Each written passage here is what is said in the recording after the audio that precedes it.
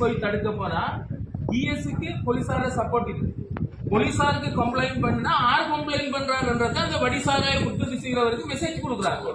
இப்ப போலீசார சைட்ல இருந்து சட்டவிரோதமாக உற்பத்தியில ஈடுபடுறவங்களுக்கு மெசேஞ்சர் போல அவங்க செயல்பட்டா எங்களுக்கு போலீசாருக்கு சொல்ல பயமா இருக்குன்னு சொல்றாங்க.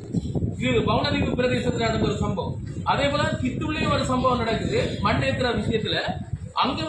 அங்க மெசேஜ் கொடுக்குற ஆக்கள் ஆறுன்றது அந்த மண் கடத்துற ஆக்களுக்கு சொல்லப்படுது. சாணக்கிய நம்பி சொன்னது போல பார்லிமெண்ட் மட்டும் சுத்திகரிக்கப்படக்கூடாது.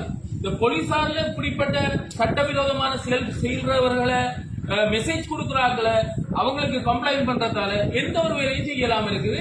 அந்த யாட்ல கூட போலீசார் நின்று கொண்டிருக்கிறாங்களாம். ஆனா மண் ஏற்றப்படும். இதே போல வடிசாராய உற்பத்தி, மண் கடத்தல், இந்த சம்பந்தங்கள்ல இவங்களுக்கு பெரிய உயிரச்சுறுத்தல் இருக்கிறபடியா இதுக்குரிய பாதுகாப்பு கொடுக்கறதுக்குரிய உத்தரவாதத்தை நீங்க இந்த இடத்துல எடுக்கிறது நல்ல